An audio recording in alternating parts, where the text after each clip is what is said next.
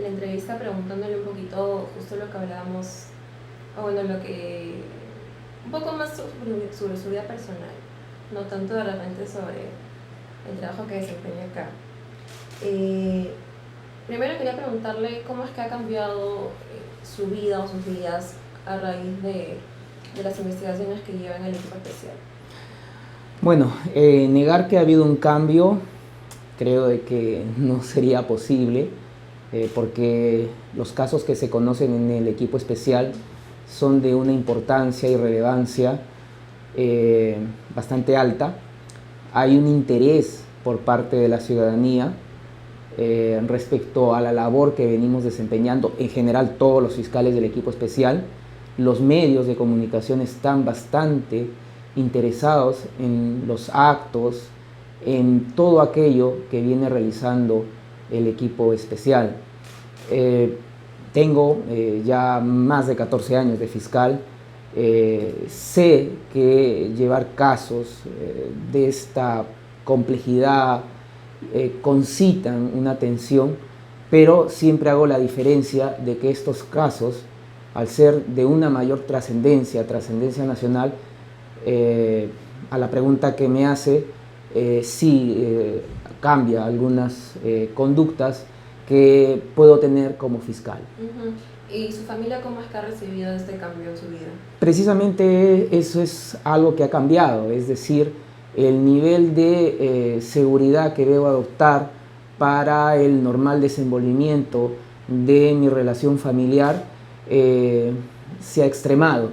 Es decir, no es que usualmente pueda yo tener algún tipo de actividad en espacios abiertos, por ejemplo, en la calle, centros comerciales, parques, porque tengo personal casi siempre de seguridad policial que me acompaña y me asiste, y que por lo tanto evita que pudiera suceder alguna circunstancia de peligro, porque también debo tomar la precaución, no solamente por lo que corresponde a mi persona, sino también por mi familia, mi esposa y mi hijo. Y ahora todo este respaldo, digamos que sus decisiones o sus casos tienen de la gente, ¿cómo los recibe usted?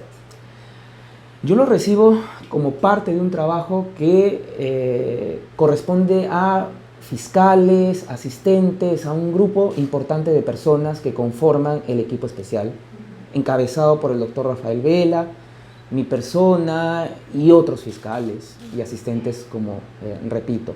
Es decir, sin ellos creo que no podríamos realizar o dar a conocer el trabajo que venimos haciendo dentro de las investigaciones. Solamente soy el lado visible de un trabajo que se realiza en oficina, que se realiza en la calle, que se realiza investigando, que se realiza estudiando, que se realiza analizando. Soy quien finalmente lleva ese producto, ese resultado a una audiencia. Soy quien finalmente tiene que firmar el documento. Es decir, el respaldo ciudadano a los aspectos positivos que hemos realizado es al grupo humano, al conjunto de personas que me apoyan. Ahora, digamos, retrocediendo un poquito los meses durante la gestión del doctor Chávarri, digamos que había cierta incertidumbre por su permanencia y la del doctor Vela. Ahora que ya no está el doctor Chávarri, digamos, hay más tranquilidad, ha recuperado usted, digamos, un poco la calma. Claro, definitivamente hay mayor seguridad.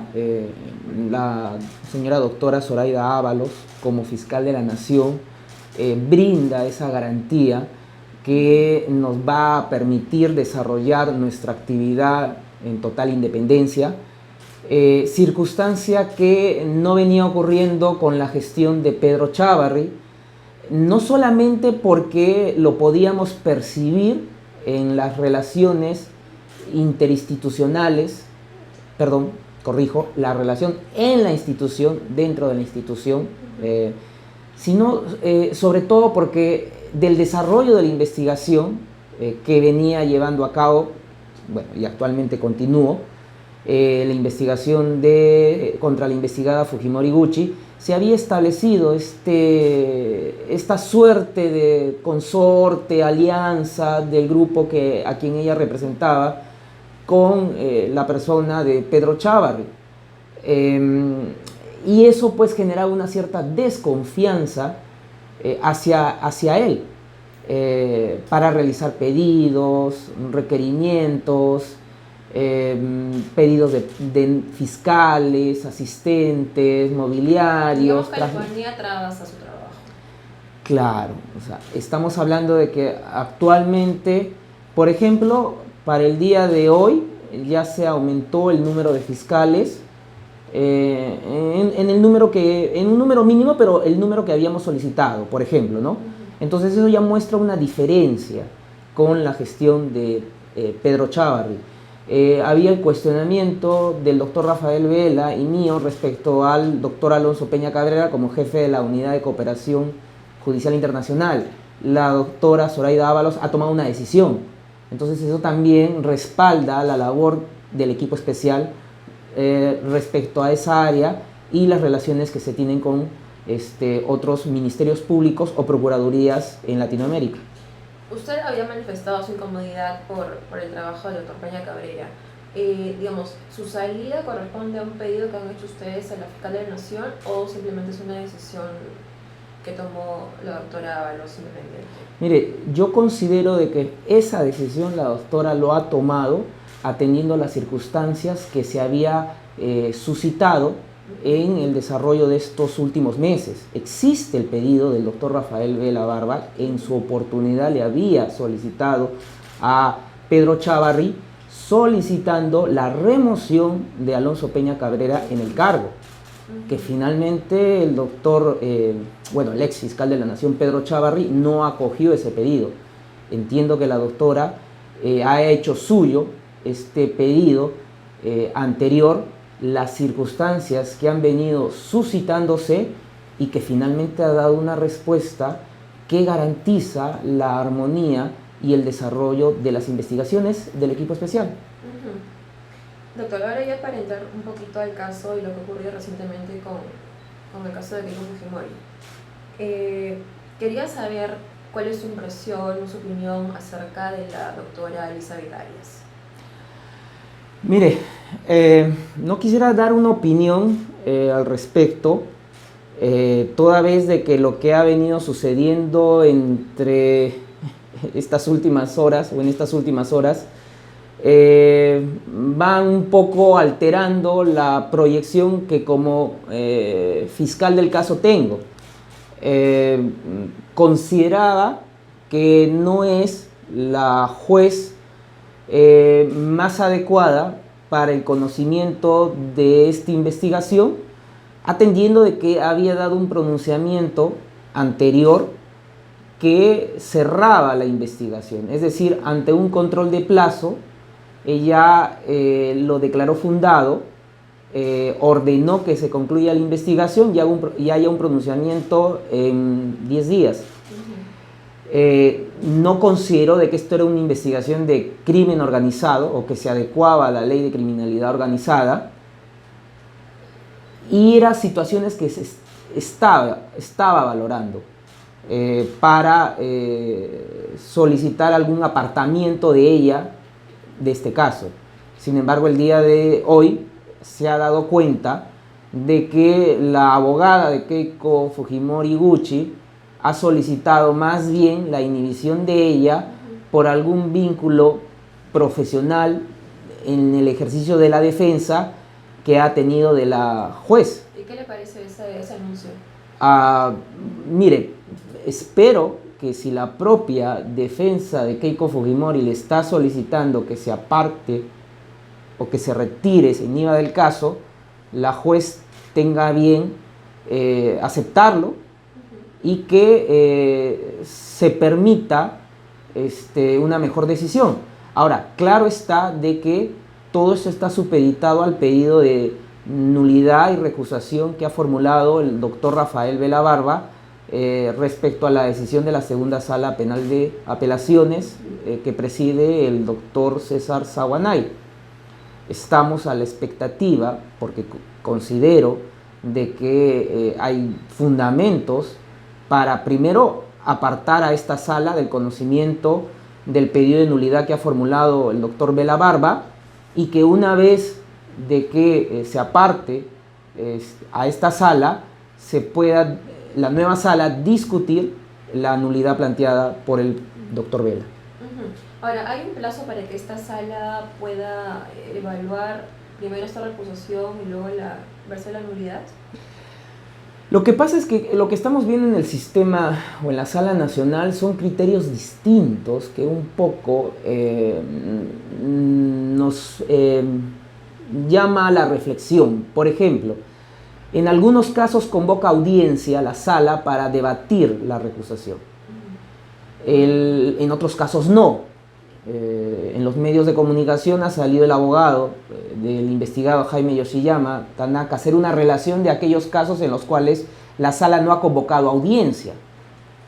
Pero han habido otros, y uno de los cuales acompañé al doctor Rafael Vela Barba, en donde pedíamos el doctor recusaba esta sala precisamente por la vinculación que tenía una de las magistradas con una investigación referida a los cuellos blancos del puerto. Y en donde se llevó a cabo una audiencia para debatir precisamente este pedido formulado por el doctor Vela. Es decir, si bien hay un procedimiento, luego vemos que depende la decisión judicial de ese momento para ver qué trámite le vienen dando. Yo espero, sinceramente, de que se convoque audiencia para la recusación última que está planteando el doctor Rafael Vela. Y luego, digamos, esta recusación tendrá que ir a la primera sala de apelaciones. Es probable, ¿no? Entendemos de que atendiendo estas dos salas, la que va a conocer es la primera sala penal de apelaciones. Ahora, doctor, ¿por qué ustedes consideran que el doctor Concepción Carguancho debe continuar en el caso? Primero, por los fundamentos que ha presentado la defensa de Jaime Yoshiyama Tanaka no se ajusta a las causales para apartarlo del proceso.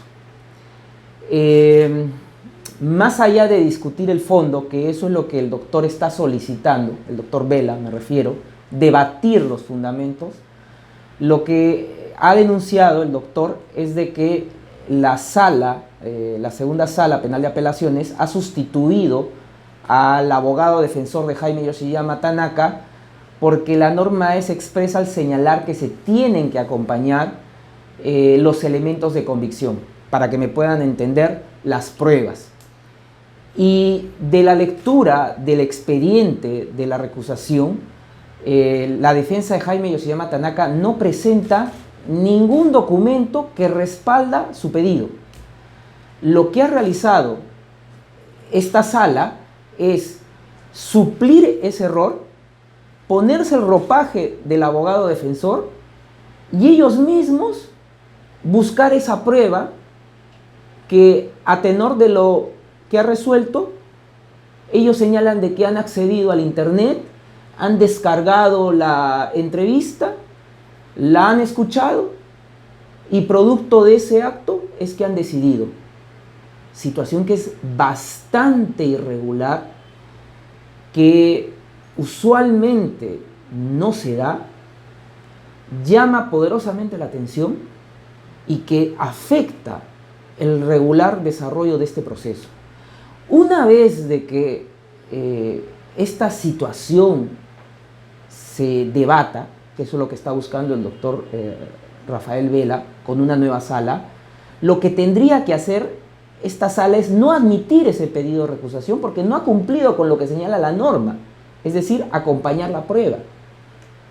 Ya, pongámosles que entremos a discutir el fondo. Lo que el juez Carguancho o Concepción Carguancho ha señalado es simplemente alguna exposición que hizo en su propia resolución cuando ha dictado la prisión preventiva contra alguno de los investigados. Es decir, el juez no está adelantando opinión. Lo que el juez está realizando es simplemente traer a colación alguna exposición, algún fundamento de resoluciones anteriores. Por eso nos llama la atención, porque esta sala, esta segunda sala penal de apelaciones, ha tenido esos fundamentos que han afectado el regular trámite de lo que vendría a ser un proceso de recusación o un procedimiento de recusación. Ahora, doctor, la defensa señala que ustedes han recusado a varios jueces, digamos, en el caso de Keiko Fujimori, ¿no? En distintas oportunidades. Y hay una frase muy conocida que dice que se puede escoger el juez.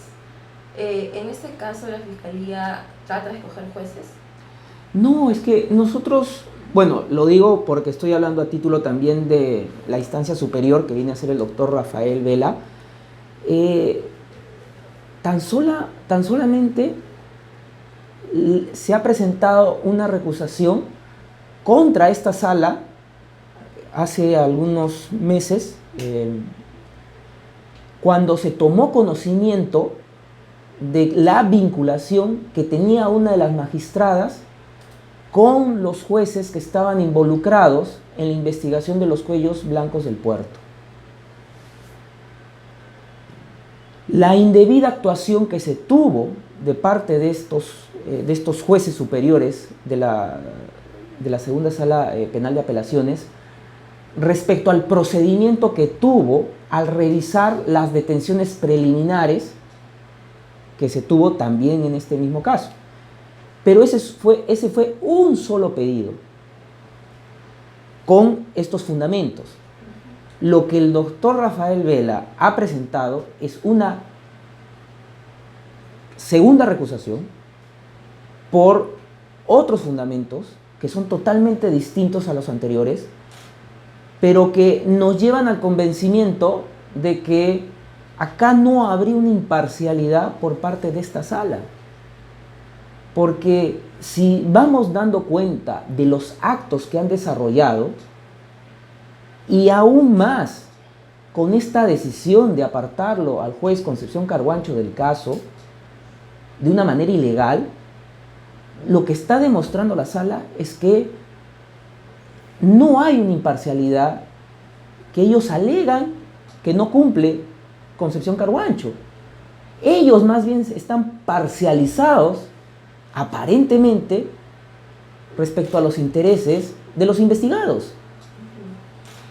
Y eso queda demostrado con algo tan básico, simple, como ya le he indicado. Han suplido el error del abogado defensor de Jaime Yoshiyama Tanaka. Y yo en este momento le digo, el abogado del señor Yoshiyama Tanaka se ha ido por todos los medios de comunicación a criticar la actuación del Ministerio Público, del doctor Rafael Vela Barba y mía, respecto a esta decisión de la segunda sala penal de apelaciones. Pero no ha dado respuesta. ¿Por qué no presentó el documento o la prueba que él dice que sostiene su pedido para recusarlo al juez Carhuancho? No ha dado una respuesta. ¿Por qué no presentó el documento si la norma lo señala? Y lo que más agravia es que los jueces de la segunda sala penal de apelaciones hayan convocado una conferencia de prensa y no hayan podido dar esa respuesta, sino por el contrario. Si usted se da cuenta de esa conferencia,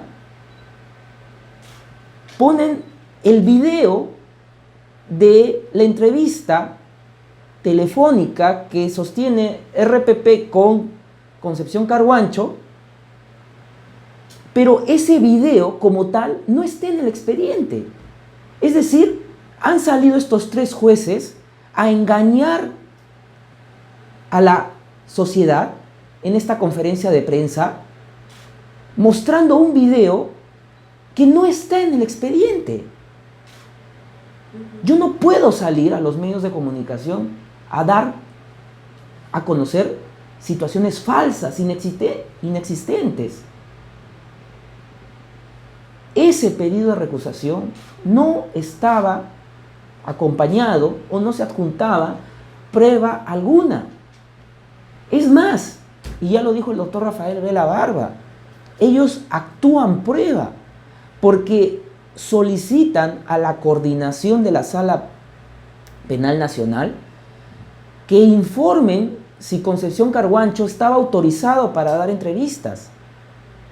Es decir, han actuado prueba, es decir, ellos han realizado un acto de indagación, un acto de investigación. Ellos que deberían ser totalmente imparciales, que deberían actuar en base a lo que las partes les alcanzan, ellos han, vuelvo a repetir, se han puesto en el lugar del abogado defensor de Jaime Yoshiyama Tanaka y lo han reemplazado. Ahora, doctor, esta decisión que tomó en la segunda sala, ¿usted cree que se deba a simplemente errores a la hora de realizar su resolución o hay algo detrás de esa decisión? Mire, finalmente esa es una conclusión a la cual ustedes deben llegar. Yo soy fiscal, realizo una investigación y yo hago afirmaciones en base a la evidencia que voy recabando en el desarrollo del proceso. Y lo único que yo le puedo indicar el día de hoy, que, por ejemplo, Jaime Yoshiyama Tanaka es prófugo de la justicia por decisión de esta Sala Penal de Apelaciones. Yo solicité el año pasado el impedimento de salida del país. Quien declaró la nulidad del impedimento impuesto por Concepción Carhuancho fue esta sala. Esta sala declaró improcedente el impedimento de salida, alegando de que esa medida no podía darse en investigación preliminar. Y sin embargo, hemos visto otros casos del sistema anticorrupción nacional, de la propia Corte Suprema, en donde se han interpuesto o se han impuesto medidas de impedimento de salida del país en la investigación preliminar. Y ahora, ¿dónde se encuentra el señor investigado Jaime Yoshiyama Tanaka? ¿Quién abrió finalmente la puerta para que el investigado Jaime Yoshiyama Tanaka se vaya del país? Yo solicité esa medida y fue esta sala quien la negó. Doctor, ahora ya hablando un poco más de los casos y en general de las investigaciones que usted tiene por el caso de Lavajato, ¿cuándo es que ya vamos a poder ver acusaciones o digamos ya investigaciones casi en su etapa final? Entiendo que este año el marco que finalmente oriente el desarrollo de una investigación no solamente es el plazo de la investigación, sino también la medida o el plazo de la medida de coerción personal. Es decir, si en el desarrollo del año van a haber medidas de prisión preventiva que van a vencer por el cumplimiento ya del plazo y este no puede ser prorrogado porque ya se solicitó la prórroga, entiendo de que el caso o los casos deben concluir antes de ese vencimiento. En este momento yo no le puedo dar algún alcance, pero como ha dado a conocer la coordinación del equipo especial, entiendo de que ya ha concluido el caso de los investigados Humala Tazo y Heredia Alarcón y otros, y en todo caso ese va a ser el primer caso con acusación. Entiendo que entraría a juicio oral como caso del equipo especial. De ahí los casos, usted puede sacar más o menos una línea de tiempo, cuáles son aquellos que teniendo prisión preventiva algunos investigados, el plazo de la misma puede vencer este año. Pero no es que ninguna investigación por un tema de plazos vaya a perderse o no vaya a tener ninguna conclusión. No, y gracias por la pregunta, porque también había escuchado de una manera errada que se estaba buscando generar una corriente de opinión que los casos iban a prescribir. Eso es totalmente falso. Hay que entender que estos casos están adecuados a la ley de crimen organizado y por lo tanto el plazo es de 36 meses. Y aquellos que todavía no están adecuados a la ley de crimen organizado porque son denuncias que recién se han recibido, lo lógico es que se adecúen a esta norma porque los casos que conoce el equipo especial son casos de criminalidad organizada. Los casos que conoce la Corte Nacional de Crimen Organizado y Corrupción de Funcionarios son de crimen organizado, es decir, son casos que tienen plazos más extensos. Entonces, esta corriente incorrecta de opinión que se quiere formar es cerrada y hay que advertir a la población ello. No hay ningún caso que se vaya a cerrar por vencimiento o prescripción, como lo vienen diciendo, del plazo. Por el contrario, lo que estamos viendo es que se están cerrando etapas. En el caso Humalea Heredia se ha cerrado una etapa de investigación preparatoria. En el caso Fujimori Gucci y otros, se cerró la etapa de la investigación preliminar y entramos a la etapa preparatoria. Y probablemente los demás casos que están en investigación preliminar se cierre una etapa y procedamos a ingresar a otra. Pero no hay ningún caso que se vaya a cerrar por prescripción como erradamente lo están señalando. Doctor, ahora quería pasar un tema que está pendiente, que la gente está pendiente sobre esto, sobre el acuerdo de colaboración. Todavía no hay una fecha confirmada para la firma del acuerdo. Hay una aproximación entre la primera semana de febrero y a más tardar la segunda.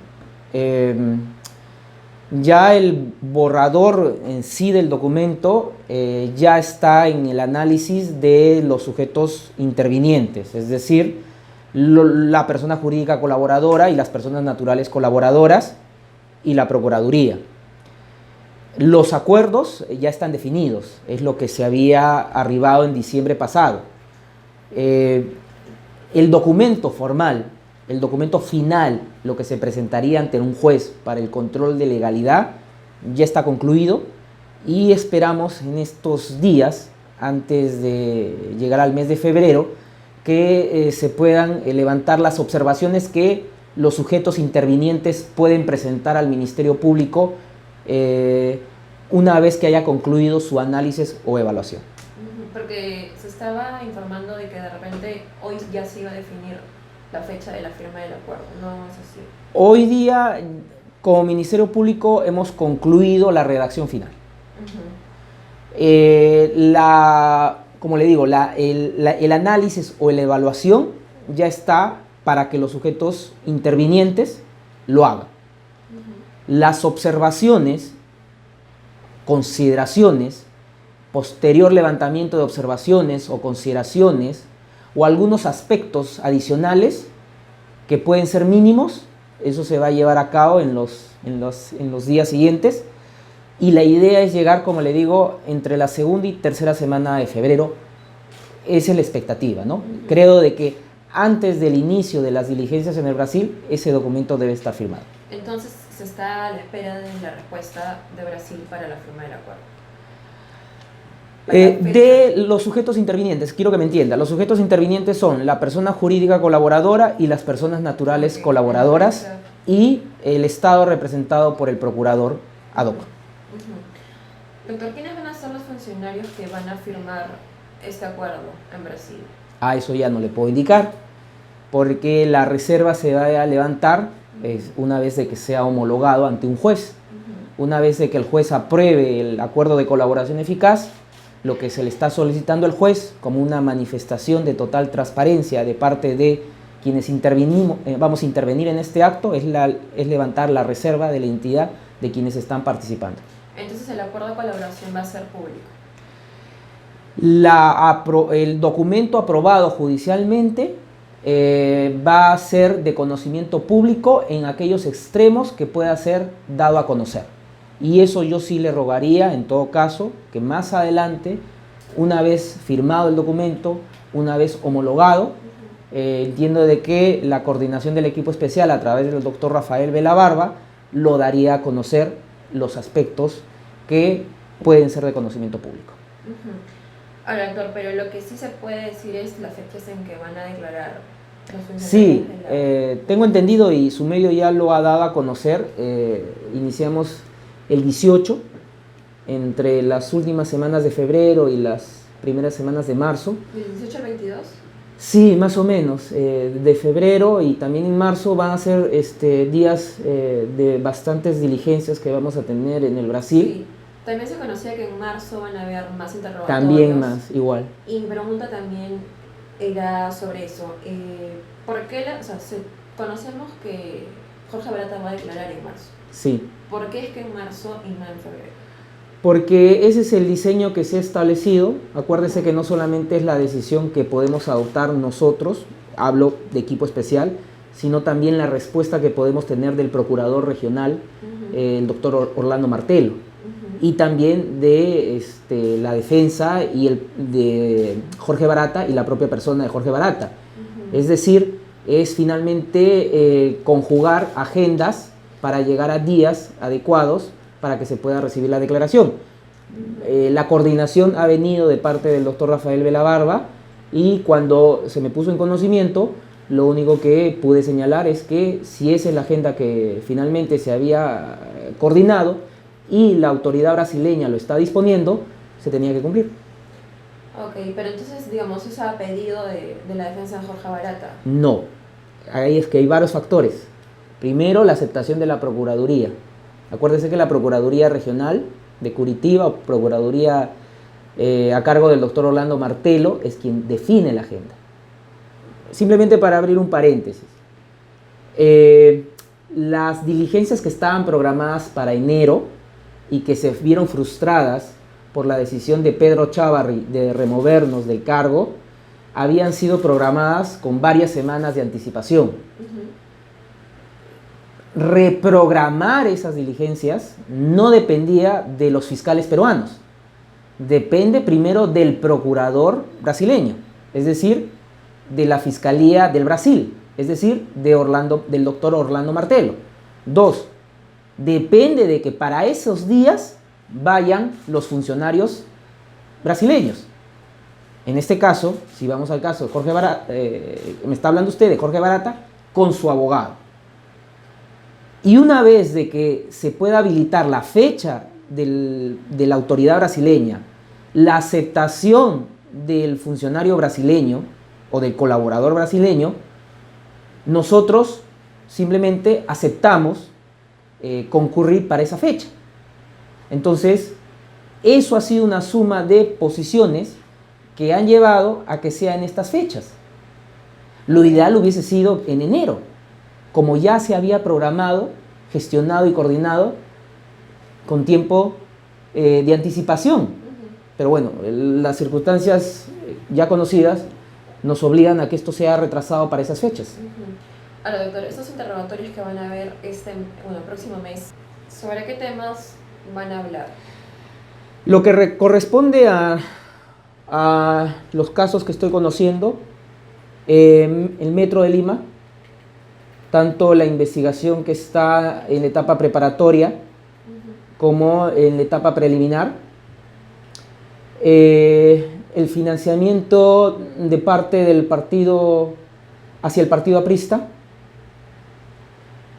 eso es lo que corresponde a los casos que estoy conociendo. Hay algunas otras investigaciones más, como la interoceánica, en donde hay ya el grupo de fiscales que me están apoyando, me van a apoyar en estas declaraciones. Las demás investigaciones que también corren en los demás despachos del equipo especial, que ahí entiendo bajo la misma modalidad un fiscal provincial con algún fiscal adjunto, porque son varias carpetas. Entonces la idea es poder ganar en esas horas que nos va a dar la autoridad brasileña mayor número de investigaciones en las horas que nos puedan proporcionar, ¿no? Solo sobre entonces va a ser el tema de aportes al partido aprista y el Metro de Lima.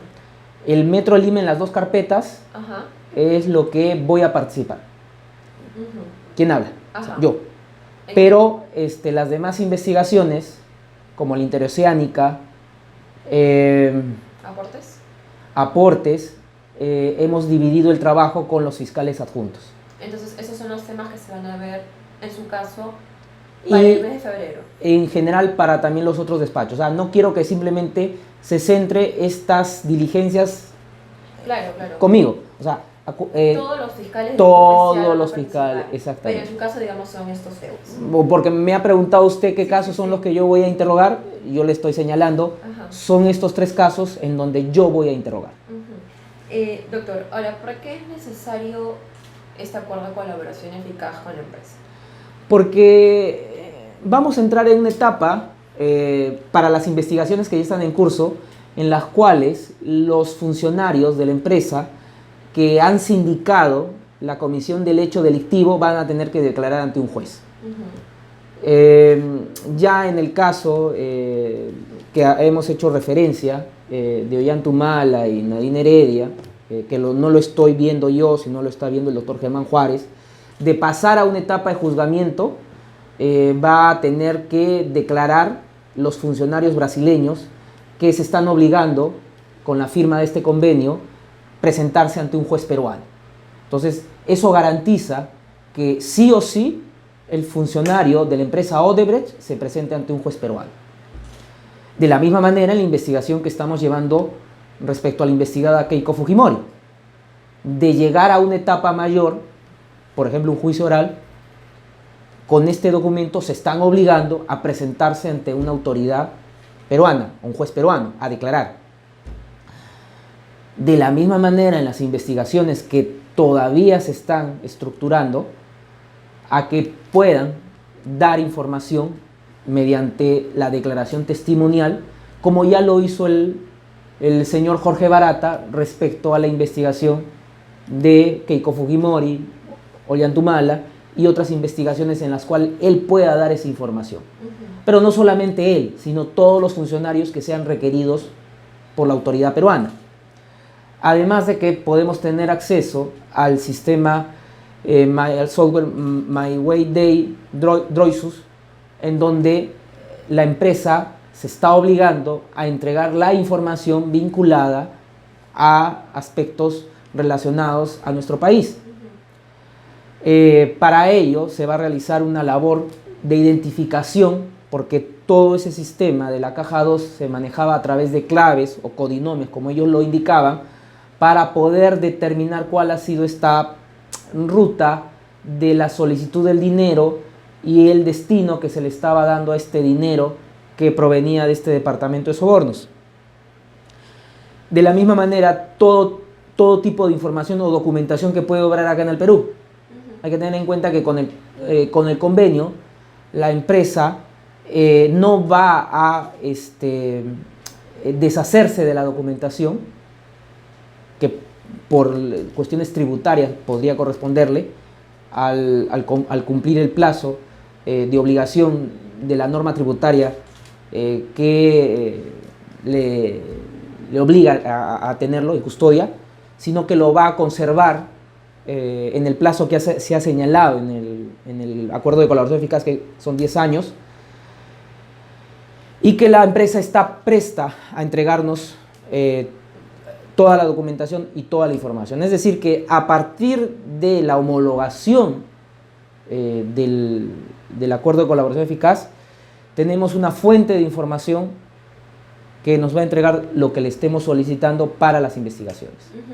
Esta homologación, ¿ustedes más o menos cuándo estiman que se pueda ya realizar? Mire, si firmamos el documento en la primera semana de febrero, yo creo que regresando al país, porque el documento se va a firmar en el consulado peruano en la ciudad de Sao Paulo, lo estaríamos presentando a los días nomás al juzgado, porque al juzgado lo que se tiene que presentar es el documento, la solicitud para que señale una audiencia, para que se discuta o haya un debate respecto al acuerdo de colaboración eficaz, y los actuados que son la carpeta de colaboración eficaz. Entonces lo estaríamos presentando inmediatamente y ya va a depender de que el juzgado competente señale una fecha para la audiencia. Eso ya depende del órgano jurisdiccional cumpliendo los plazos establecidos. Ahora, cuando se trata de acuerdos de colaboración, la homologación, digamos, depende solo de una audiencia y de que luego la jueza emita su resolución, o, digamos, el juzgado puede devolverte tu acuerdo.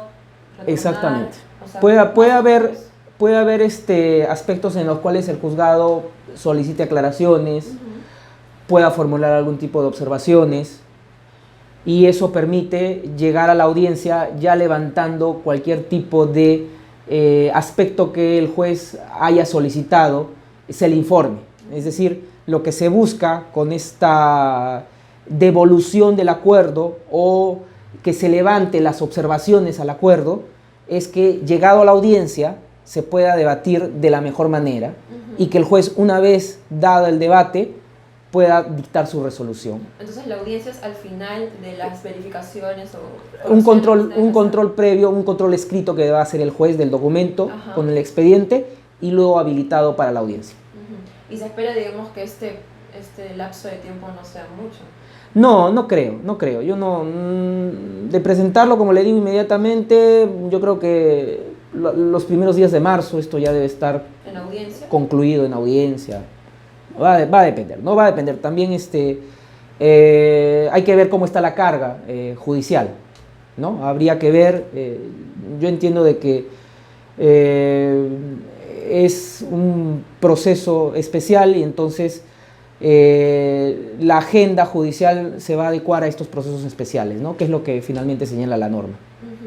Ahora, doctor, así como el acuerdo tiene aspectos positivos, o bueno, a pesar de eso, han surgido críticas, ¿no? Que señalan que la Fiscalía pudo o fue muy complaciente con la empresa para la firma del acuerdo. Señalan, por ejemplo, indican que se le ha dado muchos beneficios y que, por ejemplo, se le permite a la empresa todavía trabajar en el país a pesar de todo lo que ha cometido, digamos. Entonces, desde la Fiscalía, ¿cómo se responde a eso? Pero mire, justamente atendiendo a que usted me podía hacer esa pregunta, había ubicado la ley, la 30.737, que en la 13ª disposición final establece precisamente como beneficio para la persona jurídica que se le levante cualquier tipo de prohibición para contratar con el Estado. Es decir, no es que sea un beneficio que el fiscal decide de manera arbitraria llegar con la empresa, sino que es la propia ley 30.737, publicada en el Diario Oficial El Peruano el 12 de marzo del 2018, que ha sido objeto de debate por el Parlamento peruano, por el Congreso de nuestra República, que se ha dado esta norma. Es decir, como fiscal me someto a la ley y la ley establece ello. Entonces, aquellos que dan esas apreciaciones de que la Fiscalía estaría buscando favorecer, me parece que son erradas. Por el contrario, estamos cumpliendo con lo que señala la norma y por el contrario lo que se debería buscar es que más bien se firme este acuerdo de colaboración eficaz, se apruebe judicialmente para que pueda llegar toda la prueba que sea necesaria para las investigaciones. Porque acá lo que se quiere es que se investigue, que se sancione a quienes han cometido los hechos delictivos. Pero si lo que se está buscando es, por el contrario, obstruir el desarrollo de este proceso de colaboración eficaz, lo que están ocasionando es incumplir con lo que señala la propia norma. Y lo que se estaría buscando es que finalmente no se pudiera sancionar a los responsables. Bueno, no quiero traer a colación con lo que ha pasado en Colombia, ¿no? Porque en Colombia hemos dado cuenta cómo la Fiscalía General no llegó a un acuerdo con la empresa Odebrecht.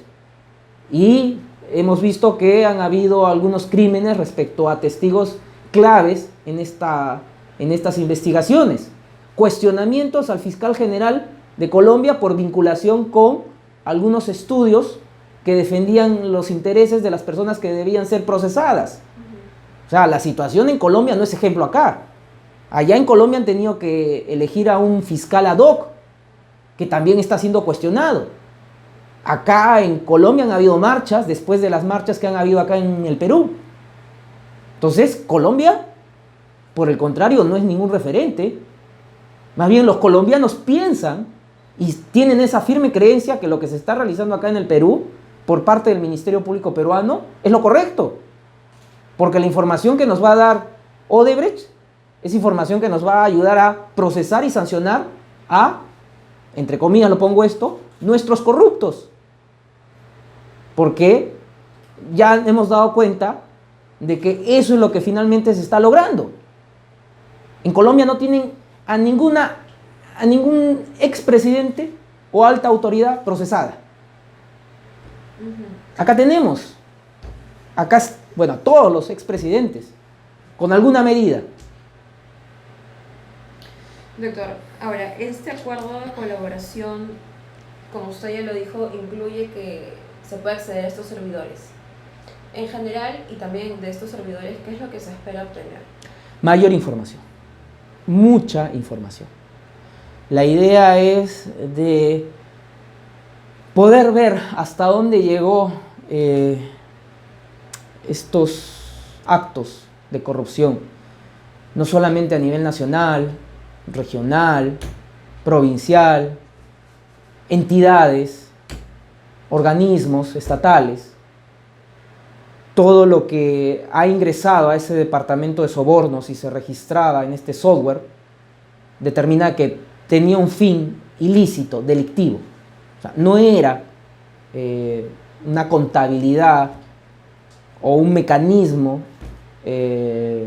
lícito. Todo era con ese objeto, corromper, dar algún tipo de ventaja económica para obtener algún beneficio indebido, aportar determinada campaña para precisamente obtener favores.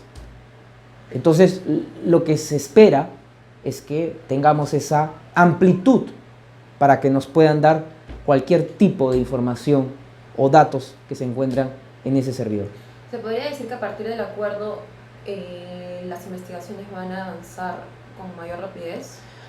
A partir del acuerdo, y entiendo que el número de fiscales también va a crecer a partir de ello.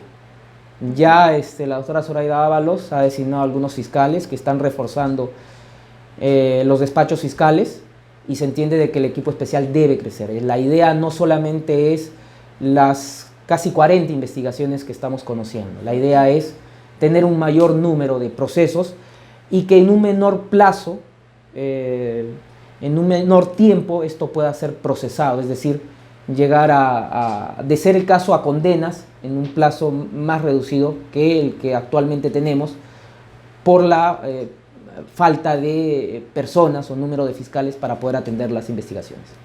Doctor, ahora regresando un poquito al caso de Keiko Fujimori. Con un nuevo juez encargado del caso, ¿hay el riesgo de que esta prisión preventiva sea revocada? Ahí hay un aspecto que lamentablemente algunas personas con algún tipo de interés para los investigados han mal informado. Lo que la Fiscalía ha venido diciendo, tanto el doctor Rafael Vela como quien habla, era de que desde que se ha dictado la prisión preventiva hasta la fecha ha habido actividad de investigación. ¿Bien? Ante un nuevo juez, lo que podría dar o lo que podría hacer cualquier abogado, porque la norma le faculta, es presentar un escrito solicitando una cesación de prisión preventiva. Para que usted me entienda, variación.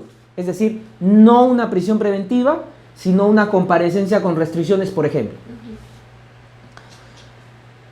Y podría alegar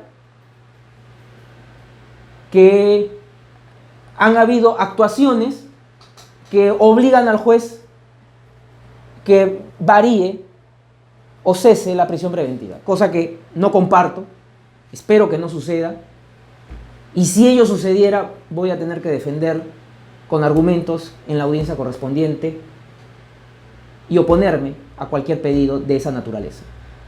Pero podría darse. No estamos diciendo de que el día de mañana, designada esta señora juez o esta señora magistrada, le puedan plantear algún pedido de cesación de prisión preventiva. Ahora, yo sí me preocupo por su desempeño anterior, en este caso. A mí no me da confianza la juez de que sea imparcial. Sus decisiones han sido erradas. La decisión de ordenar que se concluya la investigación preliminar, porque esto no era adecuado a la ley de crimen organizado, porque había habido, según ella, un exceso del plazo, no estaba arreglado ni ajustado a derecho, como ya se ha dado a conocer. Más aún, el día de hoy hemos tomado conocimiento de que la abogada de Keiko Fujimori ha tenido una vinculación con la juez. Situación que recién se da a conocer. Entonces, dudo de ella. No confío en su imparcialidad. Tengo ese temor. Estoy, sí, evaluando qué medida vamos a solicitar para que no continúe en el caso. La decisión de la abogada de Keiko Fujimori Gucci de darlo a conocer públicamente da fundamento y solidez a esta desconfianza que tengo respecto a la juez, y vamos a esperar si es que ella misma toma la decisión o presentarlo en los días que vienen, atendiendo de que si bien se ha tomado conocimiento por los medios públicos que ella es la nueva magistrada designada, hasta la fecha no se ha abocado formalmente, porque no nos han notificado ningún decreto, ninguna resolución de ella, la nueva jueza de que ella caso. exactamente. Entonces ya serían, digamos, si es que no se inhibe, ya serían 2 pedidos de reposición contra ella, ¿no? El de la defensa y el de usted. Al parecer. Doctor, hoy día en una publicación periodística se ha informado sobre un nuevo colaborador eficaz. Quería que usted primero me corrobore esto y segundo, conocer cuántos colaboradores eficaces hay en este caso. Bueno, si es que llegamos a la conclusión que es el mismo medio de prensa que hemos leído el día de hoy, yo sí le rogaría que me permita o me excuse de dar esa respuesta, porque debe entender de que los colaboradores eficaces son actuaciones reservadas y que se dan a conocer en la oportunidad que corresponda, por ejemplo, una audiencia. Hay personas que sí se están sometiendo al proceso de colaboración eficaz, al proceso especial, lo di a conocer en audiencia pública. Estamos hablando de una pluralidad, que eso va a ayudar y ayuda a la investigación, al proceso en sí. Es lo que le podría informar a su pregunta. Porque en el pedido de prisión preventiva ya se hablaba de un número de colaboradores eficaces. Exacto. Entonces, en todo caso, quería que usted me confirme si es que después de ese pedido de prisión preventiva se han venido sumando otros colaboradores al caso. Lo que yo le puedo decir que estoy presto al desarrollo del proceso a seguir recibiendo personas que quieran colaborar con la investigación, con la justicia. Las puertas de esta fiscalía siempre están abiertas para que toda persona que quiera brindar información la brinde con las garantías de que va a haber reserva, que va a haber la protección que manda la ley para ellas. Que sepan de que la mejor decisión que puede adoptar una persona que está implicada en estos hechos es acogiéndose a un proceso de colaboración eficaz. Doctor, en el caso, digamos, ¿qué prueba faltaría o qué elementos faltarían en el caso para que ya se pueda llegar a una acusación en el caso de Keiko Fujimori? Yo creo que estamos en una etapa en donde se ha avanzado. La propia norma señala para que se pueda dictar una prisión preventiva en lavado de activos, debe haber elementos graves que vinculen a la persona con el hecho imputado. Lo que corresponde ahora es, como ya lo dije en audiencia, son todo tipo de actuación científica, es decir, las pericias. Con la gestión de Pedro Chávarri, lamentablemente no había atendido nuestros pedidos para que se nombren peritos. Estos eran lamentablemente burocratizados en exceso, de oficina en oficina, y no teníamos respuesta. Ahora, en la gestión de la doctora Zoraida Ábalos, entendemos de que se va a designar al cuerpo de peritos correspondiente para que en un plazo adecuado se puedan llevar a cabo las pericias, pues no va a ser una sola pericia, que demande la investigación. Quiero que me entienda de que no solamente vamos a hablar de pericia basada en documentos, vamos a hablar pericia también en base a equipos informáticos que hemos incautado. Entonces, es una secuencia de pericias que no todas se van a actuar en un mismo momento, sino que va a tener que haber un orden de acuerdo a la estrategia de investigación. Y obviamente la defensa va a tener conocimiento y participación, y va a presentar sus peritos, van a formular observaciones. Es decir, estamos en unos meses en los cuales vamos a realizar ese tipo de investigación o de actos de investigación. Obviamente también declaraciones testimoniales, declaraciones de investigados, y por eso es necesario de que la prisión preventiva contra Keiko Fujimori, Pierre Figari y las otras personas se mantenga, porque está demostrado de que hay un peligro de obstaculización, porque los han ido a buscar a los testigos aportantes, a los coinvestigados, para que declaren falsamente. Y lo más grave, que no solamente fueron ellos, sino también sus abogados. Por eso he pedido una medida contra los abogados. Ahora, esta circunstancia del cambio del juez Carguancho, lo único que hace es sumar al peligro de obstaculización que ya se había alertado, porque de un documento incautado en la casa de investigado Vicente Silva Checa se daba cuenta de esa estrategia, es decir, que la investigada Fujimori Gucci y sus intereses buscaban sacar a Concepción Carguancho de la investigación, y ya lo han logrado.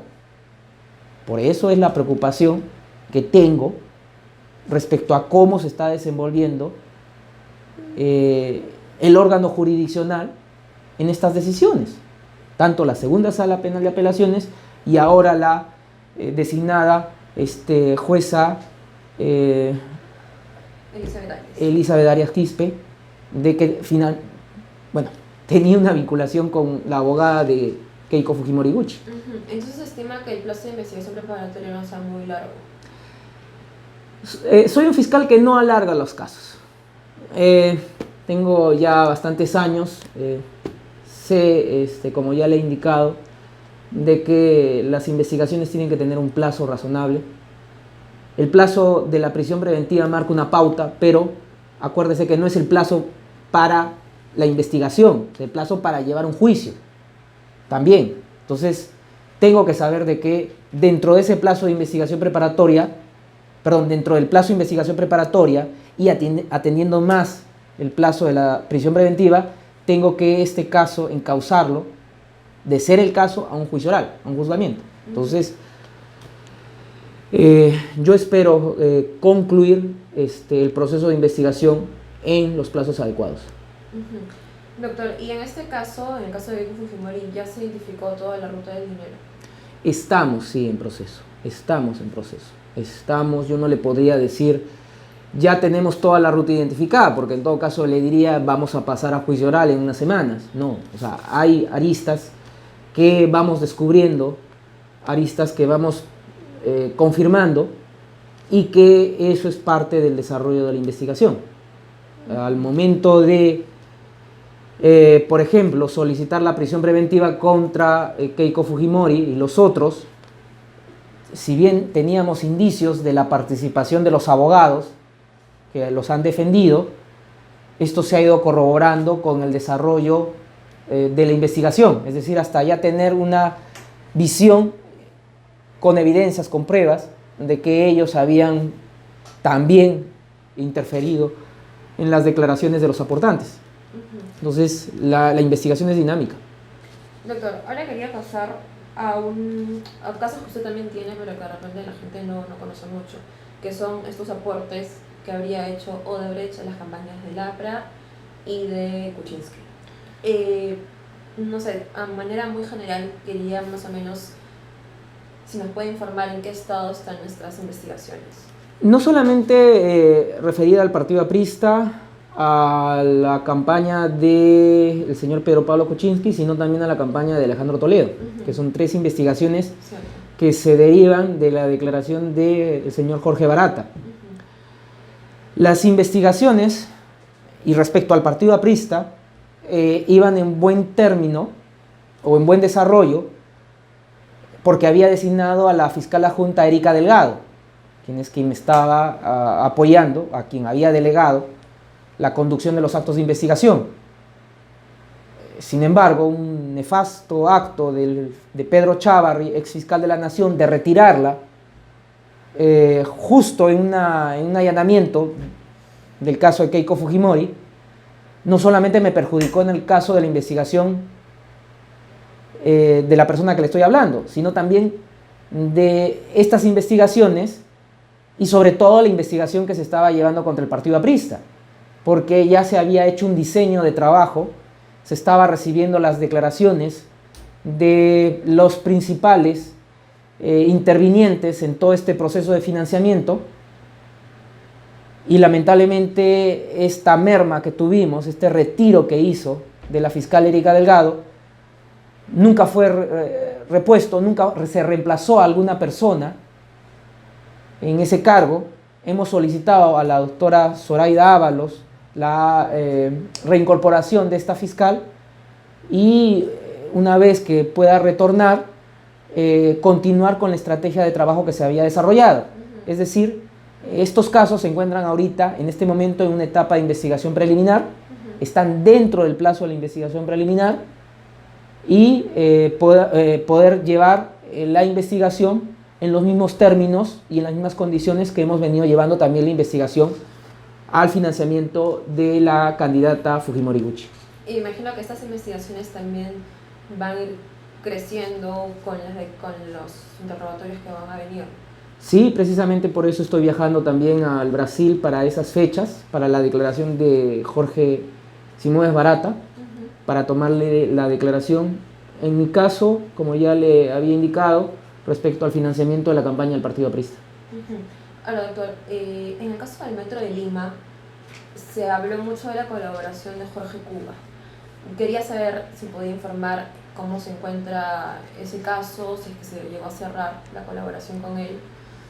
Bueno, lo único que puedo afirmar es lo que algunos medios dieron a conocer, producto de las entrevistas que sostuvieron con sus abogados defensores.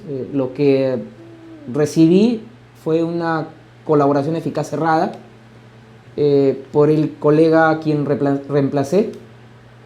Si me pregunta usted qué es lo que he realizado después de ello, no le puedo informar. Lo único que le puedo informar que vamos en buen curso en el desarrollo de la investigación, vamos recabando elementos de cargo, también de descargo, y yo espero cumplir las metas que me he trazado para esta investigación como para las otras en los plazos previamente señalados, que es de conocimiento de las partes, porque señalamos una disposición en cuánto se va a realizar la investigación, en qué plazo, y una vez concluido ese plazo, de ser el caso, se da a conocer a las partes en la disposición o en alguna audiencia a la cual nos puedan convocar las mismas partes o el propio juez. Ahora quería hacerle una última pregunta para terminar. Siempre se ha mencionado, sobre todo en la defensa, una vinculación entre usted y el presidente Martín Vizcarra. Lo que pasa es que no hay ninguna vinculación. A mí me sorprende que sea una noticia en algunos medios de comunicación el hecho de que yo haya trabajado en Moquegua, el señor Martín Vizcarra haya sido decano del Colegio de Ingenieros de Moquegua en la época en donde yo trabajé, y a partir de ahí se quiera generar conjeturas. Le digo que eso me sorprende, que se pueda recoger en algunos medios, pocos, por fortuna, eso como noticia. No me llama la atención de que se busque siempre desacreditarme, ¿no? Porque llevo más de 14 años siendo fiscal, es decir, no voy a esperar que las personas que son investigadas o las personas que defienden los intereses de los investigados me den halagos o me aplaudan. No, definitivamente están en su derecho de la crítica, están en su derecho de seguir indagando algunos aspectos que probablemente desean que levante algún tipo de absolución, algún tipo de observación o respuesta, como la que usted me está formulando, pero no tengo ninguna vinculación. Cuando he sido fiscal provincial en Moquegua, el señor Martín Vizcarra fue decano del Colegio de Ingenieros.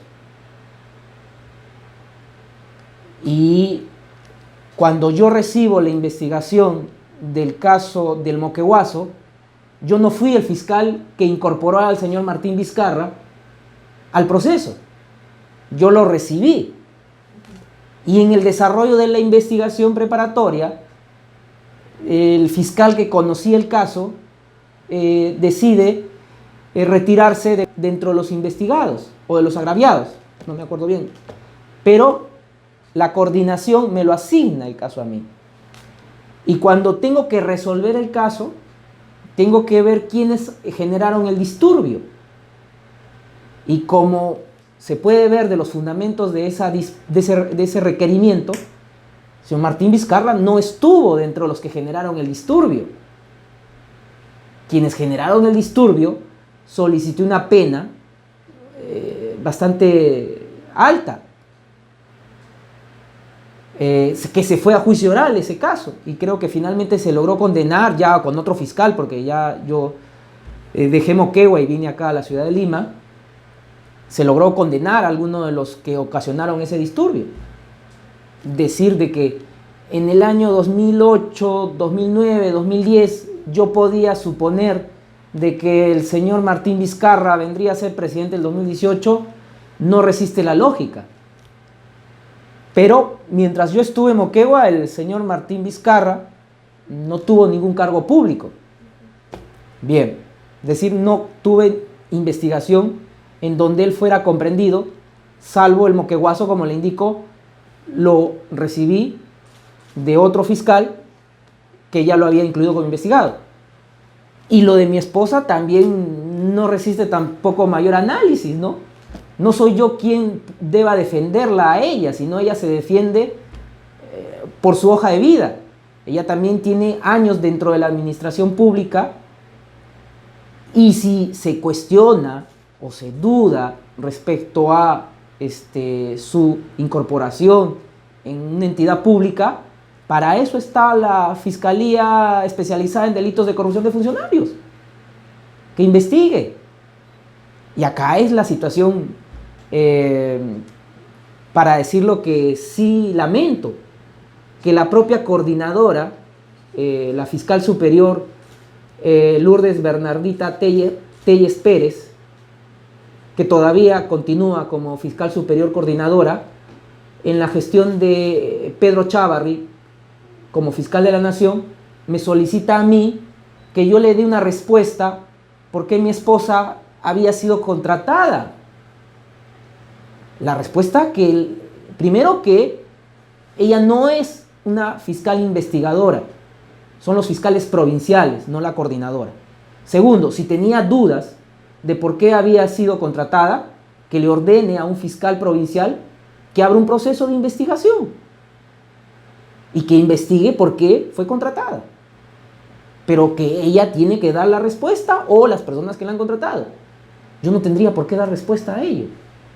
Por lo tanto, como le digo, ya para cerrar esa pregunta que usted me ha formulado, estamos todos los fiscales sujetos a crítica, sujetos a que revisen nuestra vida profesional, personal, académica, que todo lo que pueden encontrar es público, está registrado en los registros correspondientes, he pasado procesos de evaluación y bueno, presto a poder esclarecer y colaborar con los medios de comunicación como usted y con cualquier otra autoridad que lo demande.